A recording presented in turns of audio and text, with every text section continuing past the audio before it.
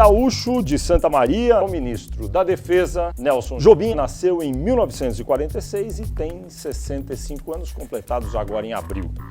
Estudou Direito na Universidade Federal do Rio Grande do Sul e em 1987 tomou posse como deputado federal, seu primeiro mandato. Ficou na Câmara dos Deputados até 1995 e participou ativamente do Congresso Constituinte de 88. Depois, Jobim foi ministro da Justiça de 95 a 97 no governo do tucano Fernando Henrique Cardoso. Da Justiça foi para o Supremo Tribunal Federal, corte que presidiu de 2004 a 2005. Antes de 2001 a 2003, presidiu o Tribunal Superior Eleitoral. No governo Lula, já fora do Supremo Tribunal Federal, o ministro, agora Nelson Jobim, na época foi nomeado ministro da Defesa. E com a eleição de Dilma Rousseff permaneceu no cargo. Olá, ministro Nelson Jobim. Olá, internauta. Este é o primeiro Poder e Política Entrevista, produzido em parceria pelo jornal Folha de São Paulo, pela Folha.com e pelo UOL. O programa é realizado aqui no estúdio do Grupo Folha, em Brasília. Nelson Jobim, o senhor foi ministro de 3 governos sucessivos. Com quem é mais fácil trabalhar, Fernando Henrique, Lula ou Dilma? Todos são fáceis trabalhar. Cada um tem o seu estilo, mas é uma questão, eu me ajusto a qualquer estilo. Ou seja, a questão não é fazer comparações. Todos são estilos absolutamente razoáveis. Pelo menos comigo, as relações são extraordinárias, tanto do primeiro como do terceiro. O senhor falava mais cotidianamente com Fernando Henrique, com Lula ou com Dilma? Com os três. Era mais comum. Na época, tendo em vista as relações do PMDB, eu tinha uma grande integração com o Fernando. E eu trabalhei com o Fernando também, com o Fernando Henrique, na Constituinte. Eu fui uma espécie de amanuense de Fernando Henrique na Constituinte. Se essa expressão ainda tiver significado para os ouvintes de você. Mas o fato é que eu servia espécie de assessor. Eu era advogado, tinha formação jurídica, aquela coisa toda. Então tinha uma boa relação com o Fernando, tinha uma amizade mais íntima com o Fernando. Com o presidente Lula a mesma coisa. Com menos intimidade, eu frequentava a casa do Fernando, ia àquela fazenda que ele tinha aqui perto, finais de semana, etc. Com Lula, tinha uma intimidade com Lula também muito boa, sem nenhuma dificuldade, e a mesma coisa se passa com a presidente Dilma. No caso da sua formação política, o senhor sempre foi do PMDB e nessa época Fernando Henrique era do PMDB lá na Constituinte. Agora foi passando o tempo, um grupo que era próximo ao senhor foi para o PSDB e não é novidade, o senhor era muito amigo do então deputado José Serra na Constituinte. Durante o ano de 2010, vários ministros fizeram campanha para a candidata do governo à época, Dilma Rousseff, que acabou vencendo. O senhor ficou um pouco afastado.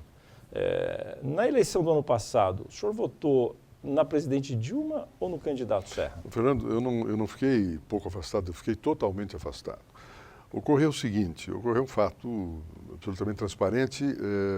O ministro Padilha, que à época era ministro de Relações Institucionais, distribuiu um ofício, enfim, uma comunicação aos ministros do presidente Lula para que gravasse alguma coisa para a televisão, para o programa da candidata da presidente. E numa reunião da articulação do governo, da qual eu participava, que era a reunião de segunda-feira, eu levantei o seguinte problema, que eu digo, olha, presidente, eu estou com um problema. E é um problema de dúplice. De um lado, por razões pessoais inamovíveis, eu não tenho condições de fazer campanha para a ministra Dilma, uma vez que eu sou amigo íntimo do Serra. O Serra foi meu marido de casamento, eu morei com ele há algum tempo, aqui em Brasília, convivemos sempre, dizendo ao Lula, e inclusive agora, quando eu vou a São Paulo, normalmente eu janto com ele, vou ao palácio, eu e a minha mulher, que nos damos muito bem, etc. Por outro lado, eu tenho também um impedimento de natureza institucional removível de fazer campanha para o Serra. Por quê? Porque o governo da qual eu participo, que é o seu governo, tem um candidato que é a ministra Dilma. O senhor é que pode resolver o problema. Conversa sua com o Lula. Na reunião global com o governo. Aí o Lula diz, olha, Jobim, fique fora disso, eu sei claramente das suas relações com o Serra, sei exatamente que você tem uma amizade íntima com o Serra de muitos anos, e aí avisou o Padilha, olha, não envolvam o Jobim na campanha. E eu votei no Serra. O senhor votou no Serra, não na Dilma. O senhor contou para ela que ia votar no Serra? Ela sabia? Ela sabia. E isso nunca foi razão para que azedasse um pouco a relação, até porque o senhor foi mantido no Ministério. Azeda é quando você esconde. Quando você não esconde, você é transparente, não tem azeda, não tem como azedar, tem como se resolver. O problema é que quando você esconde e fica fazendo dissimulações é que dá problema. Eu não costumo fazer dissimulações, então não tem dificuldade. O presidente brinca com o senhor a respeito disso? Não, não se toca no assunto. Não? Não se toca no assunto. E a sua manutenção no Ministério da Defesa foi muito atribuída ao presidente Lula, que dizia que era importante a sua permanência, porque gostavam muito do seu desempenho no Ministério da Defesa. Aos poucos, o senhor acha que a presidente Dilma, enfim, resolveu mantê-lo no cargo e hoje tem segurança a respeito da sua permanência no cargo para consolidar o Ministério da Defesa, que está completando 12 anos este ano? Bom, isso seria uma pergunta a ser dirigida a ela e não a mim. No entanto, o que se passou com o presidente Lula foi, eu ingressei no Ministério da Defesa em 2007, em face daquela crise da aviação civil, lembra-se daquela crise do caos aéreo, etc, etc. Julho de 2007 que eu assumi. E o objetivo inicial era exatamente compor aquele problema da crise aérea. Aí nós trabalhamos naquele assunto para enfrentar o problema, reduziu-se imensamente a crise aérea. O primeiro objetivo meu naquele momento era tirar a crise aérea da mesa do presidente, que estava na mesa do presidente naquele momento. Assumimos aquela coisa, mas depois que a crise aérea baixou a temperatura, eu então resolvi me dedicar ao Ministério da Defesa em estrito senso, a parte das forças. O senhor acha que depois de 12 anos da existência do Ministério da Defesa já está pacificado nas Forças Armadas o fato de que eles sempre serão comandados por um civil no Ministério da Defesa e os militares já se acostumaram a serem obedientes a esse comando civil? Veja, tem que compreender um processo histórico. Vamos voltar para 1987, 88, quando começou. Em 87, quando começou o processo constituinte. Na verdade, a elite civil da época, ou seja, os deputados, enfim, a parte política da época, não queria saber de defesa. Ou seja, a discussão de defesa era algo que todo mundo passava a lo largo. Tanto defesa como segurança, porque havia no imaginário de todos, e todos eram oriundos de esquerda ou de centro-esquerda, ou mesmo de centro, ou liberais democráticos, todos confundiam ou misturavam no seu imaginário defesa e segurança com repressão política. Então o assunto não era discutido.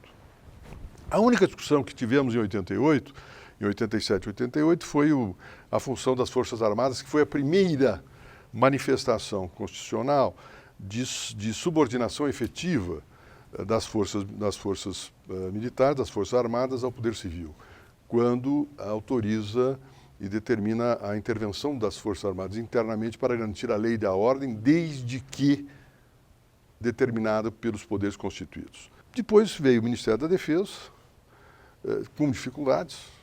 Eu, início, participei das discussões, na época do Fernando Henrique, como ministro da Justiça, para a criação do Ministério da Defesa. Era um processo complicado, porque você estava exatamente de transição. Você tinha, na época, lembra-se, tinham 4 ministros militares.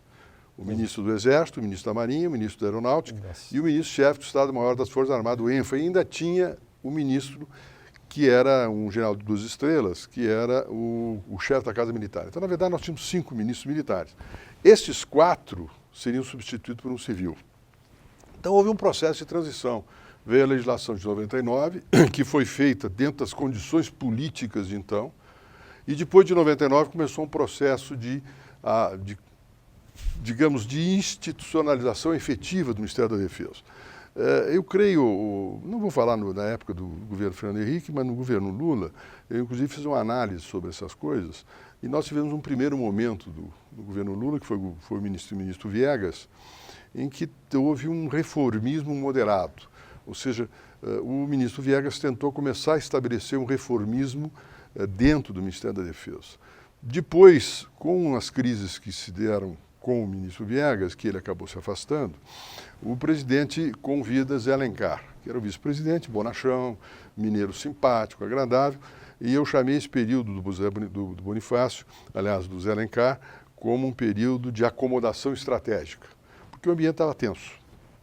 Superado esse momento, veio o momento do ministro Valdir Pires, e o coitado do Valdir veio a ser sufocado por algo que ele não tinha nada a ver, que foi exatamente a crise aérea. E foi um momento de turbulência.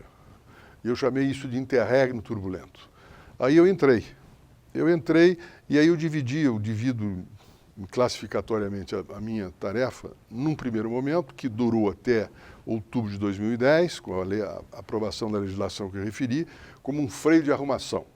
Tinha que mexer na aviação civil, mexemos, e tínhamos que começar a mexer também nas forças. O senhor falou de aviação civil. O Ministério da Defesa tinha uma atribuição que agora não tem mais, que é cuidar da aviação civil, porque foi criada a Secretaria de Aviação Civil. Isso representou, em certa medida, uma perda de poder para a Força Aérea Brasileira e para o Ministério da Defesa? Alguém se ressente disso na área militar? Não, veja bem, eu havia, na época já, vamos deixar bem claro que a aviação civil ficou no Ministério da Defesa por uma questão de tradição. Porque a aviação civil se formou junto com a Força Aérea. Foi a Força Aérea Brasileira que acabou criando a aviação civil e ela acabou ficando. A Infraero era da aviação, era da Força Aérea, o DCEA, o controle de espaço aéreo, continua sendo da Força Aérea. Não havia agência de regulação, o DCEA era, o DAC na época era o órgão regulador. Com a criação, na época do governo Fernando Henrique, transfere-se a Infraero para o setor civil.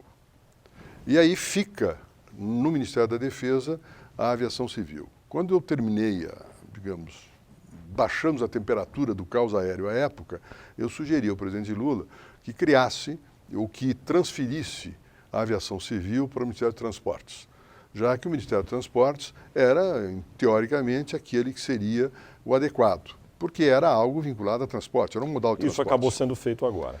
E eu sugeri no final, em dezembro, quando a presidente Dilma convidou, eu sugeri a ela que também fizesse a mesma coisa. Ela resolveu então fazer a Secretaria de Aviação Civil. Só que demorou um pouco, porque as pessoas que ela pretendia que fosse o ministro da Aviação Civil teria possibilidades de ingressar somente em final de fevereiro. Mas depois não pôde, final, e afim se criou. Mas, ou seja, não houve perda, houve isto sim. Poderia você dizer, não, houve perda de poder, porque você deixou de controlar um setor do governo, mas isso é bobagem. O que é fundamental é que você passou o Ministério da Defesa a ter a sua função específica. Mas de parte da Força Aérea Brasileira, algum ressentimento? Nenhuma, ela já não tinha mais. Já não tinha mais a regulação, que era da ANAC. Ela não tinha mais a infraestrutura aeroportuária, que era da Infraero, que era civil. Somente tinha, e continua tendo, o controle de espaço aéreo com DCEA. A presidenta não pretende, pelo menos naquele momento que conversamos, não pretende tornar civil, ter um controle de espaço aéreo civil e outro espaço aéreo militar. Continuará o DCEA, que é o Departamento de Controle de Espaço Aéreo, com o controle meramente do espaço aéreo. Não tem perda nenhuma. Estamos falando aqui de Ministério da Defesa, vou ficar um pouco nisso, depois voltar para a política. O senhor tem falado, já falou mais de uma vez, que certos documentos de um período passado do país relacionados à área militar foram destruídos e que é muito difícil de encontrá-los. Não seria possível abrir uma espécie de sindicância, um inquérito para descobrir como foi essa destruição de documentos? Tudo isso já foi feito. E não se... Veja, antes mesmo de eu entrar no Ministério da Defesa, na época a ministra Dilma, que era a presidente Dilma, que era a ministra da Casa Civil, havia determinado, criou-se uma comissão de documentos no governo Lula e ela foi presidente. E enviou ao então ministro, que é o Zé Alencar, para buscarem, enfim, determinar aos militares a entrega desses documentos. Foram enviados aos militares, aos chefes, aos comandantes de forças, os avisos, os comandantes de forças responderam, a Força Aérea, inclusive, colocou à disposição alguns documentos que ela havia encontrado nos seus arquivos. Mas o Exército e a Marinha, os que já não tinham mais nenhum documento, que tinham sido disseminados há algum tempo, as notícias que eles tinham. Depois, a presidente, essa comissão pediu que fosse feito, ou determinou que o Ministério da Defesa abrisse um inquérito, na época era o Valdir. O Valdir acabou atrapalhado com o problema da aviação civil, não tomou providências, eu tomei providência nesse sentido. Mandei abrir os inquéritos. Mandamos abrir os inquéritos, vieram então as respostas feitas depois do inquérito aberto pelas três forças. A Força Aérea informou que tinha aqueles documentos que tinha posto à disposição e que depois que ficou meio perdido o fato, entregou os documentos. Os demais informaram que os documentos haviam sido incinerados e quando eles tinham informado que tinham sido incinerados, a ministra Dilma, na chefe da Casa Civil, pediu então que apresentasse o termo de incineração. Só que o termo de incineração, pela legislação então vigente, que ainda está vigente, era exigível para aqueles documentos que fossem sigilosos. Eles informaram que não eram documentos sigilosos, que foram incinerados normalmente. E o senhor acha que ainda há como descobrir mais sobre esse processo de incineração ou responsabilizar alguém pelo fato? Não tem mais nada, não tem como você... Não há como descobrir? Não tem como, porque como você não tem formalização no processo de incineração, você não tem como a identificação de quem partiu. Mas identificar os responsáveis à época pelos que acabaram incinerando, por exemplo? Mas pode eventualmente ocorrer pelos trabalhos da Comissão da Verdade, que deverá ser criada pelo Congresso, deverá ser aprovada agora em agosto. O senhor, nesse tema, no caso de acesso a informações públicas, ajudou nos últimos 40 ou 50 dias a trabalhar um pouco no Congresso a aprovação da Lei de Direito de Acesso a Informações Públicas. Qual a sua expectativa no início agora deste segundo semestre para que essa lei seja aprovada tal qual veio da Câmara dos Deputados, encerrando aquele dispositivo de renovações sucessivas de sigilo? Quando se discutiu isso no governo Lula, eu participei da discussão com o ministro da Defesa. E de outro lado, participou o secretário-geral do Itamaraty, o Samuel Pinheiro Guimarães. O Samuel, e eu acompanhei o Samuel nisso, sustentava aquele modelo que acabou sendo o projeto, ou seja, que os ultrasecretos pudessem ser renovados de 25 anos. Qual era a minha preocupação? A minha preocupação eram os documentos relativos às nossas tecnologias sensíveis, pesquisadas e descobertas pelas Forças Armadas. De outro lado, tinha a corrente que era liderada pela ministra Dilma, chefe da Casa Civil, e pelo Franklin Martins, que era do SECOM. Os dois sustentavam de que 25 anos ou 50 anos já era suficiente, podia renovar somente uma vez. O Lula arbitrou pela solução proposta pelo Samuel e por mim. Eu conhecendo o processo legislativo com uma certa profundidade, eu então me preocupei em colocar também no texto, na época, de que as tecnologias sensíveis não estavam sujeitas a essa lei. Também não estavam sujeitos à lei as questões relativas aos direitos humanos. Ou seja, nenhum documento que envolvesse direitos humanos estava suscetível de classificação de secreto, ultrasecreto, etc, etc. Bom, com isto, o presidente Lula mandou o projeto desses termos, a Câmara alterou, ou seja, a Câmara volta à posição, é vitoriosa na Câmara a posição que era defendida pela Dilma e pelo Franklin. Desde o início, lá atrás? De lá atrás. Vai para o Senado. No Senado há uma manifestação do presidente Collor e do presidente Sarney, e nesse momento a presidente Dilma me chama para que eu possa conversar com os dois. E acertamos que agora, na reabertura do Congresso, voltaríamos a conversar para votar. Eu estou defendendo já o texto que está na Câmara, ou seja, recuo da minha posição primitiva à época de elaboração do projeto e apoio o texto que está na Câmara, não vejo nenhuma dificuldade. Daqui a 50 anos, algum governo achar que tem algum documento que vai chegar o momento de ter que revelá-lo, porque a lei assim determina, ele poderá alterar a lei.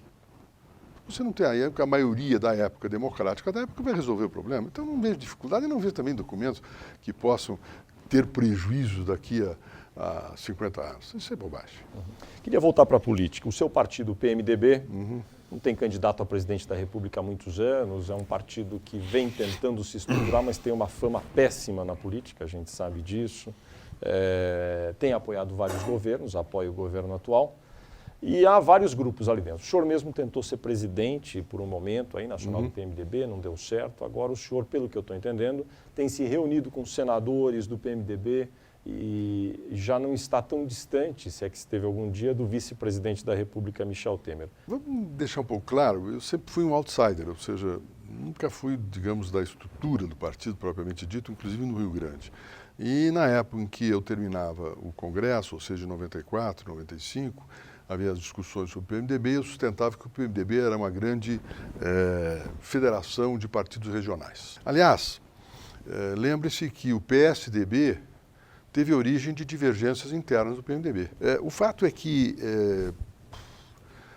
o PMDB sempre foi, desde 89, desde a derrota do presidente do Ulisses Guimarães, doutor Ulisses, ele sempre foi um partido de grandes posturas regionais, de grandes líderes regionais. Tanto tem uma grande estrutura regional, que tem grande participação na Câmara, é o segundo grande partido da Câmara e do Senado.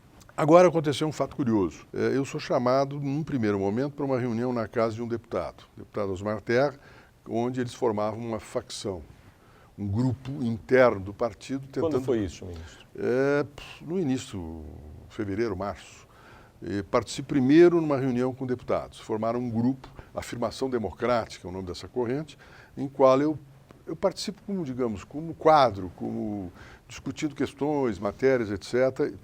Bom, e de outro lado fui convidado, num determinado momento, para um jantar na casa do Luiz Henrique, grande amigo meu. Senador por Santa Catarina. Governador de Santa Catarina, e que tinha sido deputado e líder do PMDB na Câmara em 1987. O Luiz me chama com a minha mulher, vamos ao jantar, aí eu encontro lá o Luiz, na casa dele estava ele, o Pedro Simon, o Requião, senador pelo Paraná, o Moca, que é senador pelo Mato Grosso, e tinha mais o Jarbas Vasconcelos, todos amigos. Aí eu percebi que não era uma reunião. E aí surge a discussão política. Havia alguns discursos de natureza oposicionista de alguns deles. Aí depois eu disse a eles o seguinte: olha, o que eu estou percebendo é que vocês querem que o PMDB retome a sua posição e que vocês tenham um espaço dentro do partido. Para você ter um espaço dentro do partido, você não pode se definir a partir de uma oposição ao governo, porque senão você estreita a possibilidade do crescimento da conquista do partido. E aí realmente o Jarbas Vasconcelos afirmou: você tem toda a razão. O senhor acha que o PMDB hoje, dessa forma, esse grupo que era mais dissidente, mais opositor ao governo, está vindo mais para dentro Começa a se aproximar. Do governo? Ele não faz oposição mais ao governo, tanto é que votou junto com o problema do salário mínimo, lembra daquilo que foi um momento importante. A dificuldade interna do partido, o que eu deixei claro é que você não pode trazer para dentro da disputa da situação nacional as disputas regionais, porque se trouxer isso, vai dar problema. Quem é a oposição, quem é que disputa o governo no estado do Rio Grande do Sul? O PT de um lado, o PMDB do outro. O senhor tem mantido uma relação mais próxima com o vice-presidente Michel Temer? Sim, bastante. Tenho, inclusive, a partir disso, tenho várias reuniões com ele, almoços, conversamos muito, discutimos. Não houve ressentimentos pelo fato do senhor ter, enfim, ensaiado uma disputa com ele pela presidência do partido? Vamos separar um pouquinho. Em política não há ressentimento. Tem uma regra que era do doutor Ulisses. Em política, só para, digamos, amadores, mas em política até a raiva é combinada. E não é ressentimento, há processos históricos que vão sucedendo, há momentos que vão se superando. Falar em processo histórico, em 2006 o senhor já não tinha nenhum cargo público, estava, enfim, apto, inclusive, a disputar uma eleição, houve muita especulação, chegou-se a dizer que houve um ensaio para que o senhor talvez viesse a compor a chapa do presidente Lula como vice-presidente. O que ocorreu na época? Houve algum tipo de conversa nesse sentido? Conversa comigo não, houve especulação da imprensa só. O senhor, no começo do nosso papo aqui, disse que, enfim, falou claramente, a presidente Dilma conhece, enfim, suas posições. O senhor hoje, já com alguns meses no governo Dilma, acha que a presidente tem conduzido de maneira correta os problemas políticos que vão aparecendo? Porque ela é sempre apontada como alguém que não tinha muita experiência nessa área. Qual a sua avaliação que o senhor faz do manejo das duas crises mais recentes, com Antônio Palocci na Casa Civil, Alfredo Nascimento nos transportes? Se nós olharmos da perspectiva das ações de correção de governo, são absolutamente corretas. Você poderá ter alguma crítica, que não é o meu caso, de fazê-la em relação às questões que envolvam a Câmara e o Senado, ou envolvam as estruturas políticas. Mas aí você tem que fazer uma opção. Ou seja, ou você se submete às estruturas, as injunções políticas, ou você impõe a essas injunções políticas determinadas posições. Ela tem força para isso. E isto é que pode alterar o tipo de funcionamento da Câmara e do Senado. Se você se acomoda às injunções da Câmara e do Senado, eu conheço bem isso, você acaba se submetendo a eles. Ela fez a opção contrária e acho que a opção correta. Eu acho que está sendo bem sucedida essa atuação dela nas duas, teve na crise de Palocci e agora nos transportes, então? Os parlamentares, digamos, daquelas correntes digamos, mais antigas, que eu já estou velho nessa história, ou com posições mais transparentes e com visão nacional, concordam absolutamente com as posições, tanto na questão Palocci como na questão dos transportes. Ela não poderia ter evitado um pouco de fricção com esse Partido da República, o PR, que comandava o Ministério dos Transportes? Essa é aquela opção que eu te disse. Ou seja, se você valoriza não ter fricção, você tem que fazer concessões. Se você valoriza a afirmação de correções, você não pode fazer certas concessões. O senhor faria do mesmo jeito? Faria. Eu sou um estilo meio duro também, né? O senhor acha que o governo Dilma age de uma forma muito diferente do que agiria talvez um eventual presidente Serra, se ele tivesse vencido? Não, pelo contrário. Eu acho que seria a mesma coisa. O Serra teria também a mesma linha de opção. O Serra sempre foi visto, inclusive dentro do PSDB e no PMDB à época, sempre foi visto como um articulador muito duro. E eu acho que a opção do Serra seria exata. Se tivesse acontecido, é o tipo de negócio que você não tem condição de verificação da afirmação que a gente possa fazer. No entanto, eu poderia dizer, conhecendo o Serra, de que ele teria a mesma posição, ou seja, absoluta correção na condução do problema. Ou seja, não teria feito muita diferença o senhor votar em Serra ou Dilma, então? Teria, porque seria manter a minha coerência histórica, que é a coerência com o Serra. Aliás, houve essa polêmica recente quando o senhor discursou no Senado, por ocasião dos 80 anos do presidente Fernando Henrique, dizendo que os idiotas hoje perderam... A memória. A modéstia. A modéstia. E muita gente interpretou que o senhor se referia a alguém do PT ou do governo. E o senhor disse que não, eram jornalistas. É isso mesmo? Claro, porque a frase tem que ser lida em sua inteireza. A primeira parte da frase não é minha, é de Nelson Rodrigues, que dizia que hoje os idiotas perderam a modéstia. E eu referia logo a seguir, hoje os idiotas perderam a modéstia e continuam escrevendo para o esquecimento. A palavra escrevendo para o esquecimento é uma frase do Jorge Luis Borges, que diz assim, los periodistas escriben para el olvido, e que los periódicos são museus de minúcias efímeras. Então, o que eu estava me referindo era exatamente às críticas que eram feitas ao Fernando à época, principalmente as críticas que eu sofri em 1995, quando nós alteramos a questão indígena, o tratamento do problema de demarcação de terra indígena. O presidente Dilma chegou a perguntar para o senhor, ministro, o que o senhor queria dizer com isso? Não. Ministro, o senhor assumiu durante aquela crise aérea e um dos acidentes que ficaram muito marcados pela repercussão foi aquele do voo da Gol, em que houve o choque com um jatinho. O senhor achou apropriada a sentença que foi aplicada aos pilotos do jatinho de cumprir trabalhos voluntários numa repartição brasileira, sendo que eles estão nos Estados Unidos? Fernando, eu sou juiz, ou eu fui juiz, e sentença não se discute, sentença cumpre ou não cumpre. Sim, quando não se cumpre, se executa. Mas o senhor gostou da sentença? O quê?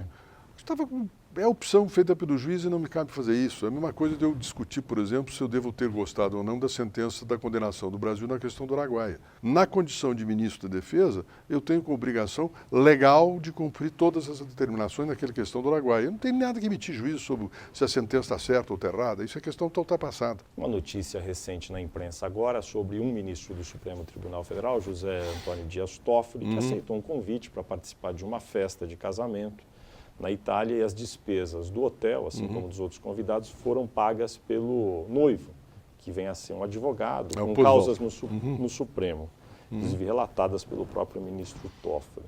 O senhor acha apropriado um ministro do Supremo aceitar um convite desses?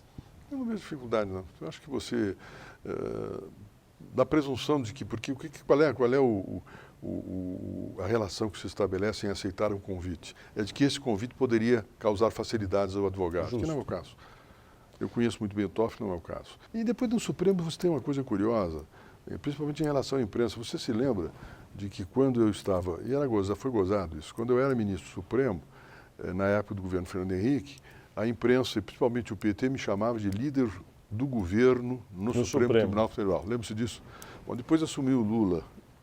Eu fui presidente do eleitoral, presidi a eleição de 2002, assumi o presidente Lula, e em 4 ou 5 meses a imprensa também está me chamando já de líder do governo Lula no Supremo. Por quê? Porque estava defendendo as questões de Estado e estava, digamos, criando alguns problemas em relação às vitórias de determinados tipos de advogados que têm honorários que decorrem dos resultados, ou seja, dos resultados positivos. Eu não vi problema nenhum. O senhor vai ficar ministro até, ou deseja ficar no ministério até o final do governo Dilma? Eu deixo que as coisas aconteçam. Quando eu saí do Supremo, eu copiei aquele verso do Zeca Pagodinho, deixa a vida vir levar.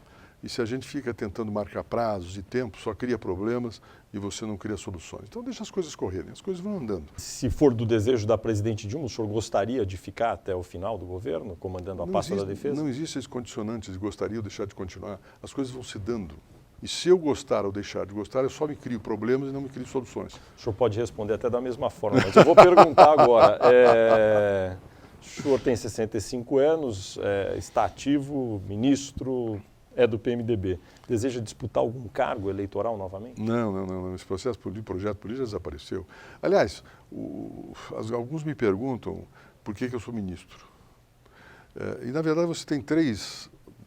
Poderá ter outras, mas vamos supor, você tem três, no mínimo, pelo menos três razões para ser ministro. Ou porque você tem um projeto político, não é o meu caso. Ou porque você quer agregar alguma coisa à sua biografia, também não é o meu caso. Ou porque lhe é prazeroso, que é o meu caso. Ou seja, no momento que as coisas deixarem de ser prazerosas, eu saio fora. Então, por quê? Porque agora o projeto político não tem mais nenhum, acabou. Ou seja, esse projeto político meu se acabou em 1994, quando eu não concorri à reeleição e apoiei, inclusive, Fernando Henrique contra o candidato do partido na época, que era o Horacio Quercia. Ministro Nelson Jobim, da Defesa, muito obrigado por sua entrevista aqui no estúdio do Grupo Folha em Brasília.